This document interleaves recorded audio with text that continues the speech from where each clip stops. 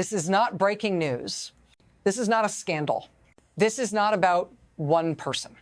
This is about something quieter, more dangerous, something that only becomes visible after it's already happened. While attention was pulled towards spectacle, a different line was crossed. Not with troops, not with speeches, with paperwork. A switch flipped. Courts were told to stand down. Money was told where it could not go, and the justification was not debated.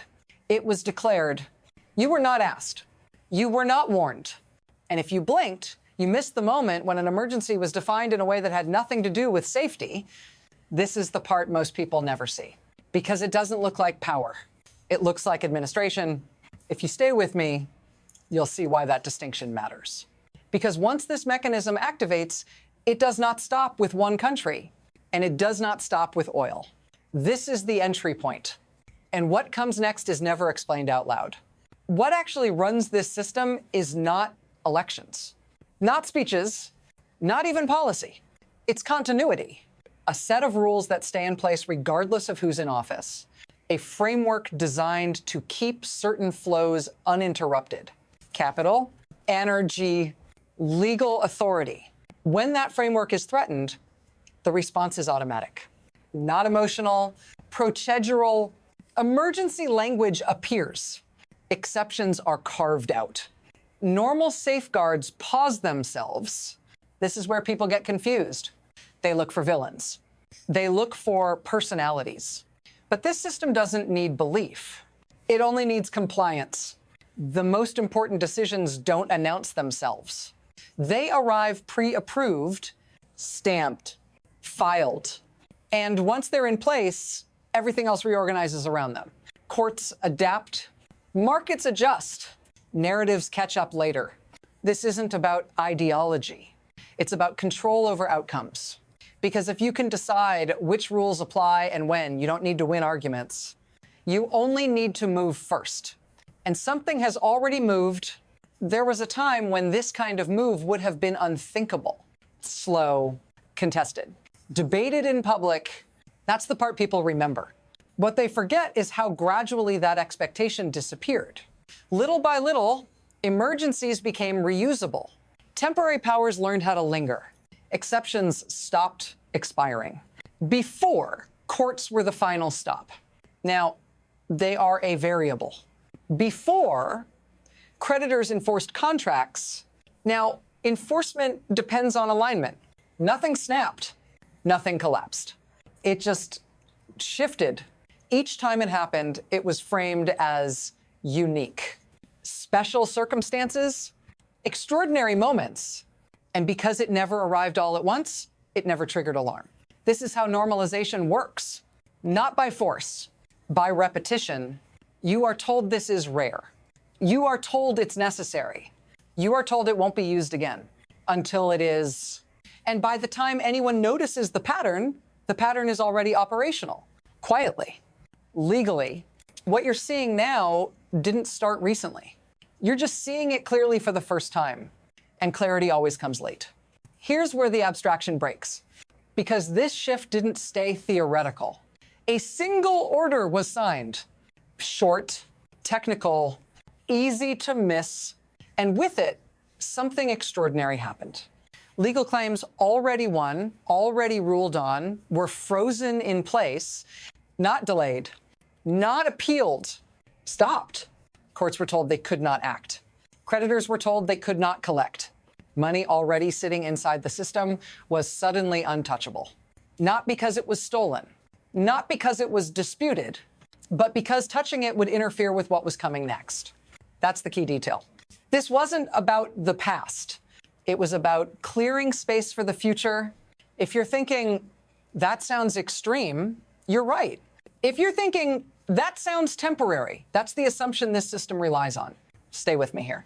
Because once you understand why this had to happen before anything else could move forward, you'll see why this moment matters more than the spectacle that surrounded it, and why the next step could only happen after this one. This is how it actually works. Before anything is rebuilt, something must be protected. Not people, not governments, cash flow, Money already inside the system is the seed capital. It's the guarantee, the collateral that tells investors this time is different. If that money is seized by courts, by creditors, by prior claims, there is no incentive to move forward. No cushion, no upside. So the order comes first. Assets are ring-fenced. Old obligations are suspended. Risk is quietly transferred away from those entering and absorbed by those with no leverage to resist. This is not corruption. It's design. The winners are not chosen by ideology. They're chosen by position. Those closest to the transaction are insulated. Those furthest from it absorb the shock. And because this all happens before contracts are signed, it never looks like favoritism. It looks like preparation. By the time the deals become public, the damage has already been priced in. The system has already decided whose losses matter less. This is the hidden step most people never hear about because it's boring. And because once you see it, you start noticing it everywhere, which is a problem. Now it accelerates. Decisions stack fast. Meetings happen behind closed doors. Frameworks appear. Numbers are floated, then repeated, then accepted. Momentum replaces debate. What was frozen becomes leverage. What was protected becomes promise. Timelines compress. The language changes from emergency to transition, from protection to opportunity. This is where mistakes get locked in because speed feels like progress. There's no time to ask who absorbs the downside. No pause to check what rules were bent. Everything sounds provisional, temporary, necessary. And that's how it moves. Not with force, with urgency. By the time the public conversation catches up, the structure is already standing. Walking it back would mean admitting it never should have been built. So no one does. This is the moment where outcomes stop being theoretical, where reversal becomes expensive, and where the next shock doesn't come from action, but from what's already been set in motion. Here's where this reaches you. Not in theory, in routine. Because when courts can be told to pause, what that really means is priority has been reassigned. Some claims still move. Others wait. You don't get a memo explaining why. You just feel it. Rules become flexible, but never in your favor. You're told the system still works. And technically, it does, just not evenly. This is what trickles down. Delays, exceptions. Decisions that suddenly depend on context instead of law. If you've ever wondered why enforcement feels selective, this is why. If you've ever felt like stability exists for some people and not for others, this is how that gap opens. Pay attention to this part. Because once you accept that emergencies can reorder legal reality, you accept that nothing is truly fixed. If this feels uncomfortable, good, it should. Stay with me, because this isn't contained. And the next ripple doesn't stop at borders. This doesn't stay domestic, because the moment one system proves it can override its own rules, others take notes. Quietly, carefully, allies adjust expectations, rivals update strategies, markets recalibrate risk. What used to be assumed legal neutrality, predictable enforcement, distance between politics and contracts becomes conditional, not gone. Conditional, that changes behavior. Capital starts moving earlier. Hedging becomes more aggressive. Long-term plans shorten. You can see it in currency swaps, in commodity pricing, in the way contracts are written with more exits than commitments. This is how fragmentation begins. Not with collapse, with caution. Each country asks the same question. If the rules can be paused there, why not here? And once that question exists, trust erodes, even if nothing dramatic happens next. Especially if nothing dramatic happens next, because uncertainty is contagious. The system still looks intact. But underneath, everyone is preparing for divergence. And preparation has consequences of its own. From here, the system has 3 directions it can move. The first is adjustment. Rules bend. Exceptions harden into policy. Everything keeps functioning, just less transparently. Stability, but thinner, more conditional. The second is erosion. Each override makes the next one easier. Confidence drains slowly. Institutions still stand, but fewer people rely on them. Enforcement becomes strategic.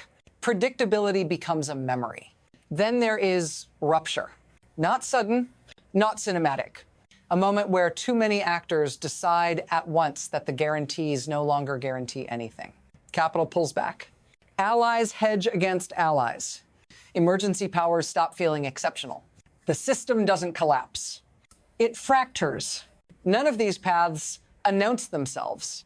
They overlap. They blur. And which one dominates depends less on intent than on momentum. On how often this mechanism is used and how normal it becomes. That's the part no one can calculate yet, because we're still inside the process. And the most dangerous systems are the ones that keep working right up until they don't. There is no moment where this resolves itself. No announcement, no reset. The mechanism stays in place because it's useful. And usefulness has a way of outliving justification. What you just watched unfold isn't an exception. It's a rehearsal. Once a system learns it can move money, silence courts, and declare urgency without resistance, it remembers that capability. And it waits. You don't need to panic, but you do need to pay attention, because the next time this happens, it won't look the same. Different country, different rationale, same structure. If you want to understand what's being protected and what's being traded away, you have to stop watching only the spectacle. You have to watch the paperwork. That's what this channel is for. In the next video, we go deeper into the system that makes this possible at all.